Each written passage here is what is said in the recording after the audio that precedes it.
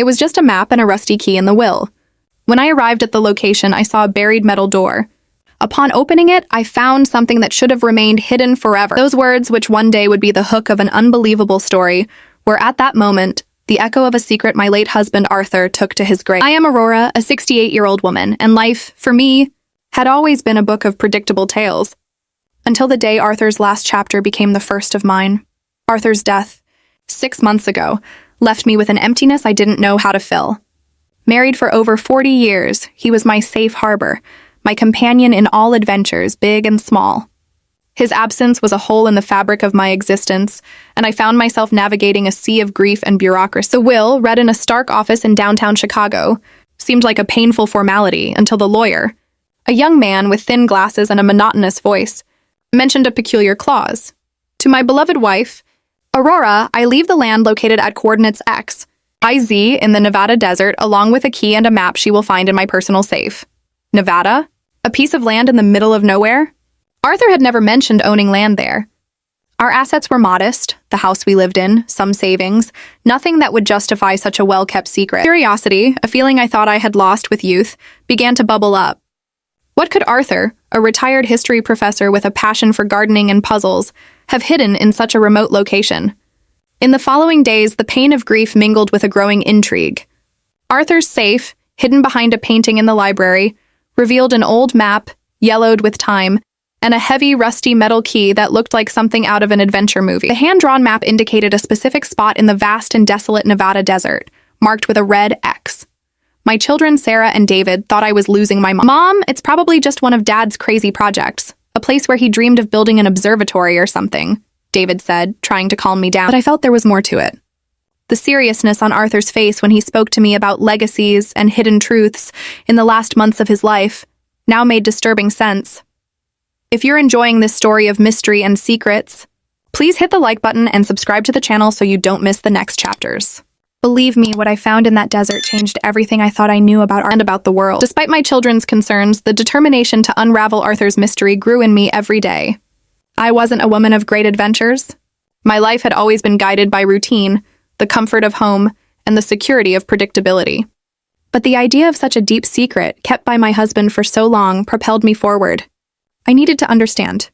I needed to honor Arthur's memory by solving his last enigma. I rented a sturdy SUV, something I never imagined driving, and began planning the trip. I studied the map, researched the Nevada region, a place I only knew from movies and documentaries. It was a vast and arid desert, known for its dramatic landscapes and, of course, for being home to some of the most secret government facilities in America. The irony was not lost on me. The journey from Chicago to Nevada was long and solitary, but every mile traveled moved me further from paralyzing grief and closer to a new version of myself. I, Aurora, the 68-year-old widow, was on a mission. I arrived at a dusty little town, the last stop before the nothingness Arthur's map indicated. I filled up the car, bought supplies, and, with a mix of apprehension and excitement, followed the coordinates. The desert was imposing, silent, and of a wild beauty that took my breath away. Rocky mountains rose on the horizon, solitary cacti dotted the landscape, and the sun beat down on the earth. I drove for hours on bumpy dirt roads, following the map's markings, until I finally reached the indicated spot. It was a barren and desolate patch of land, with no construction or sign of life, just rocks, sand, and some dry bushes. "Arthur, what did you hide here?" I murmured to the wind. I started digging with my hands, the hot sand burning my skin. Slowly, a rusty metal structure began to reveal itself. It was a door, a heavy metal door with a robust handle and an old lock, exactly like Arthur's key. My heart pounded. I was in the right place. This was Arthur's secret. The metal door, almost swallowed by the desert sand, seemed like a portal to another dimension. My hands trembled as I wiped the dirt from the lock, revealing the ancient mechanism. Arthur's key, heavy and with metal darkened by time, fit perfectly. A dry, resonant click broke the desert's silence, and the door, with an agonizing creak, gave way. A strong smell of mold and damp earth rose, mixed with something metallic and electrical. The darkness inside was absolute, an abyss that seemed to swallow the sunlight. I grabbed the flashlight I had brought and turned it on, revealing a steep staircase that descended into the underground. With each step I took, the temperature dropped and the feeling of entering a forbidden place intensified. What had Arthur built here? A bunker? A hideout? The staircase seemed endless and the air grew denser. Finally, my feet touched a concrete floor. The flashlight revealed a narrow corridor with metal walls and exposed pipes. It was an underground complex, meticulously constructed, and its scale left me stunned. I followed the corridor, the flashlight beam dancing on the walls. There were several metal doors, all closed and sealed. With each step, curiosity mingled with a pang of fear. What was Arthur, my sweet and quiet husband, doing in a place like this? I reached a larger room, the heart of the complex. In the center, there was a metal table covered with old electronic equipment, computers with dusty screens, and tangled wires. But what really caught my attention was what was in the corner of the room. Under a dusty tarp, there was a huge metal structure, covered with panels and blinking lights. It looked like a laboratory, or perhaps a complex machine, something out of a science fiction movie. My eyes scanned the details, trying to decipher the purpose of that apparatus. And then I saw it. On one of the walls, a control panel with a complex diagram and, in bold letters, an inscription that chilled my blood. Project Cronos. Temporal Manipulation. Temporal Manipulation? My husband, the history professor, involved in something like this? It clicked. This wasn't an observatory. It wasn't a harmless hobby. It was something grand, dangerous, and something Arthur had kept secret for decades. As I tried to process the magnitude of the discovery, a subtle sound from the corridor made me jump. A metallic noise like a door opening. It wasn't the entrance door. Someone else was here. And then a deep, authoritative voice echoed through the complex. Mrs. Aurora? We know you're here. The United States government demands that you identify yourself and cooperate. The government, they knew. And what I had found, Arthur's secret, was something they wanted to keep hidden forever. My world once again collapsed. The deep, authoritative voice echoed through the complex, making my heart pound. Mrs. Aurora? We know you're here. The United States government demands that you identify yourself and cooperate. The metallic clank of approaching boots broke the silence, and the beam of powerful flashlights began to dance across the corridor wall. My hands trembled, but a strange calm settled over. I wasn't a criminal, but I was in possession of a secret that, apparently, was of national interest. I took a deep breath, trying to control the adrenaline surging through my veins. I'm Aurora. Aurora Santos, I replied, my voice steadier than I expected. And this is my late husband Arthur's laboratory. 2 men and a woman, all dressed in dark uniforms and carrying weapons, emerged from the darkness. Their faces were grim, their movements calculated. One of them, who appeared to be the leader, a tall man with a scar on his chin, stared at me with piercing eyes. Mrs. Santos, we appreciate your cooperation. We are agents of the National Security Agency. We need you to come with us. Come with you where? And why? I retorted, crossing my arms. My husband didn't do anything wrong. He was a retired history professor. The woman, with a softer but equally determined gaze, approached. Mrs. Santos, your husband was involved in a project of extreme sensitivity. Your presence here, and what you may have discovered, puts us in a delicate situation. She pointed to the panel with the inscription, Project Cronos, Temporal Manipulation. This is not a toy, ma'am. It's something that could change the course of history. The man with the scar, who introduced himself as Agent Miller, interjected. We don't have time for detailed explanations here, ma'am. We need to secure this location and you. What did you touch? What did you activate? I didn't activate anything, I protested. I just got here. My husband left me a map and a key.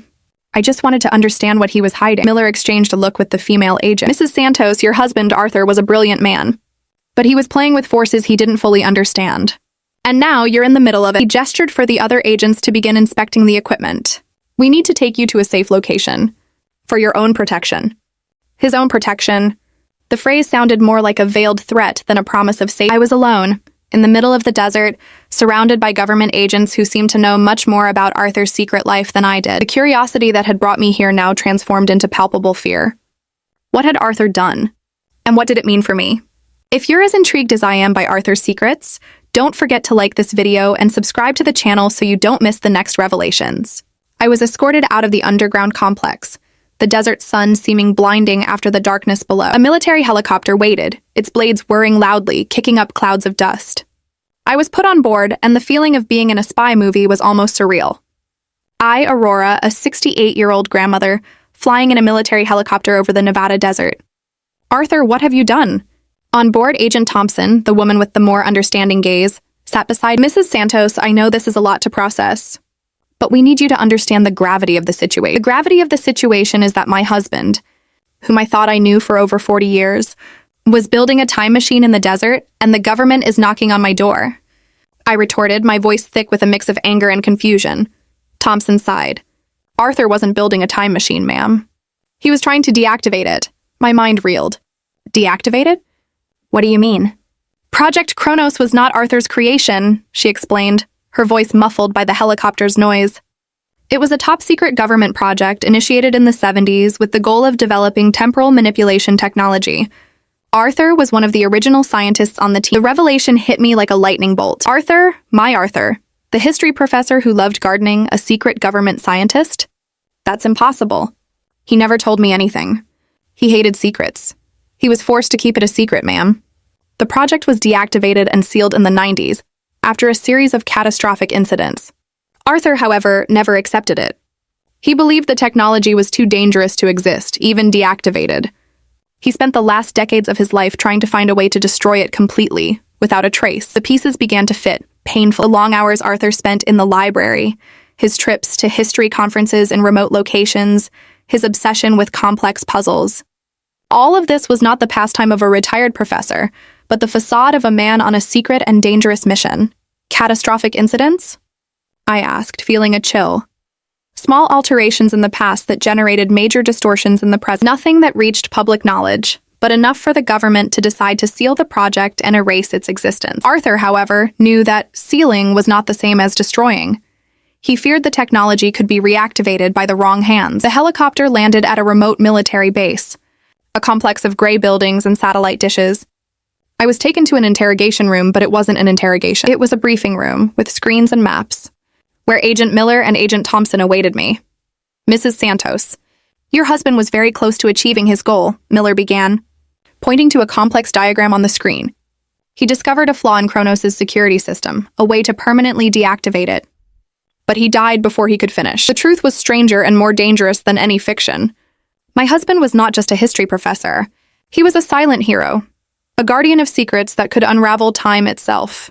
And now I was the only one who knew the truth. If you're eager to know Aurora's decision and what happened to Project Cronos, don't miss the next chapter. Leave your comment on what you think Arthur hid and subscribe to the channel.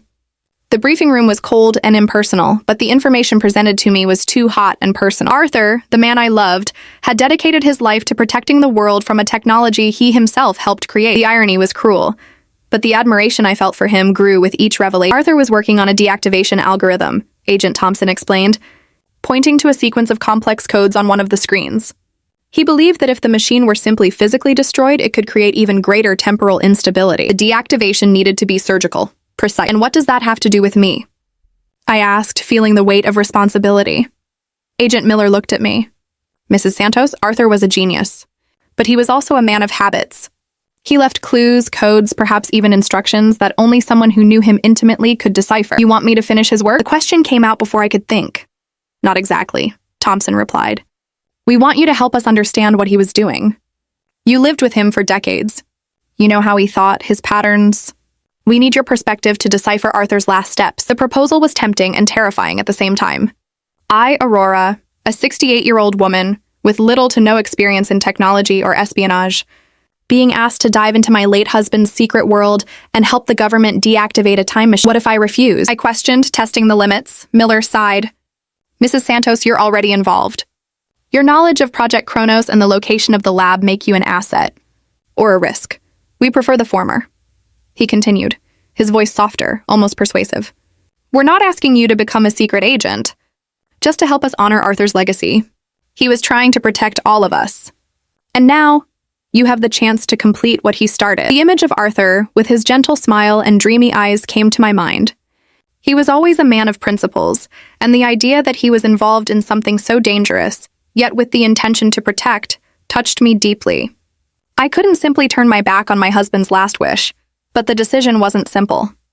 Accepting meant diving into a world of secrets, dangers, and responsibilities I never imagined. It meant trusting people who, just hours ago, were treating me as a suspect. It meant risking my own life to protect a secret I didn't even know existed. I looked at the screens, at the complex codes, at the diagram of Project Cronos. Arthur's legacy was in my hands. And the choice I made now would not only affect me, but perhaps the very fabric of time. If you're as impressed as I am with Aurora's life turning upside down, hit that like button and share this video. And don't forget to subscribe to follow this incredible journey. With each page of Arthur's diaries, with each line of code that Evelyn helped me understand, I felt like I was reconnecting with my husband in a way I never imagined. This wasn't the Arthur who debated the best way to prune roses, or complained about traffic on the I-90. This was the genius Arthur. The visionary. The man who saw dangers where others saw opportunities. My main task was to find the deactivation algorithm Arthur had developed. He hadn't left it in an obvious file. Evelyn and her team had scoured everything. But Arthur was a master at hiding information in plain sight, using riddles and personal references that only I, his wife of over 4 decades, could decipher. He always loved puzzles, you know? I commented to Evelyn one day as we looked at a seemingly random sequence of numbers. He used to say life was a big puzzle, and the solution was always in the most unexpected details. Evelyn, with her infinite patience, encouraged me to think like Arthur. Where would he hide something so important, Mrs. Santos? Where would he place a clue that only you would find? I began to revisit memories, conversations, even inside jokes. I remembered a poetry book Arthur always carried, a worn copy of Walt Whitman. On one of the pages, he had underlined a phrase, "I am large, I contain multitude," and next to it, a small drawing of a rose. The rose, I exclaimed. He had an obsession with roses. And with garden puzzles. Evelyn, intrigued, asked me about the puzzles. I remembered one he had created for our wedding anniversary, a labyrinth of words that led to a secret poem. And then, it clicked. The Cronos machine isn't just a machine, Evelyn. It's a garden of time. And deactivation is the perfect pruning. With this new perspective, we began to re-examine Arthur's diagrams. He had used gardening metaphors to describe the machine's components. The energy core was the root, the temporal. Entanglers were the branches, and the deactivation algorithm was the selective pruning. We found a series of coordinates and dates hidden in one of his diaries, disguised as notes on rose varieties. Evelyn entered them into Arthur's system. Suddenly, a new section of code was revealed, a computer program Arthur had written, but it was encrypted. "This is it," Evelyn exclaimed, her eyes shining. "It's the deactivation algorithm. But it's locked. It needs a final access key, the key." Arthur always had a key for everything, and I knew exactly where he would hide it. Not on a computer, not in a diary, but in something that represented our love, our history. The final key wasn't in any digital document or a secret safe. Arthur, in his genius and his love for me, had hidden it in a place only I would look. In our wedding album. Between the yellowed pages, taped with adhesive tape, was a small strip of paper with a sequence of numbers and letters. It was the password. With the password in hand, Evelyn and I returned to the underground lab. The team was on high alert. The tension was palpable. With every step, I felt Arthur's presence, his intellect, his love, his determination. Evelyn entered the password into Project Cronos' main terminal. The screen flickered, and a new interface opened with the message, "Deactivation algorithm loaded." Awaiting confirmation. "This is it, Mrs. Santos," Evelyn said, her voice almost a whisper. "We're ready to deactivate Cronos. But there's a problem." My heart sank. What problem? Arthur had predicted that deactivation could generate a small but significant residual temporal instability. He called it a temporal echo. It's like a seismic tremor in time. It's not dangerous to reality, but it can cause small distortions in recent events. Distortions like what? I asked, feeling a chill. Small changes. For example, an event that happened a few days ago might have a slightly different outcome. A conversation you had might have been said with other words. Nothing that changes the course of history, but enough to be noticeable to those who experienced the original. As Evelyn explained, the lab lights began to flicker. The monitors displayed energy graphs rising and falling erratically. A soft alarm began to sound. "What's happening?" I asked, feeling panic rise. "It's Cronos," Evelyn replied, her eyes fixed on the monitors. "It's activating. Someone is trying to use it, but who? And why?" Miller interjected, his voice tense. "We don't know," Evelyn said, furiously typing on the keyboard. "But the activation is accelerating. If we don't deactivate it now, the temporal echo could be much larger than Arthur predicted. And the consequences, unpredictable." Cronos' main screen began to glow with an intense blue light. In the center, a countdown timer appeared, rapidly decreasing. "T-minus 30 seconds, a computerized voice announced. "Mrs. Santos, we need your final authorization," Evelyn said, turning to me. "Arthur wanted you to make the decision. He trusted your judgment." I looked at the countdown timer, at the pulsating blue light, at the tense faces of the agents. Arthur had left me a legacy, a responsibility. And now time was running out. The decision was mine. If you're eager to know Aurora's decision and what happened to Project Cronos, don't miss the next chapter. Leave your comment on what you would do in her place and subscribe to the channel so you don't miss the conclusion of this incredible story.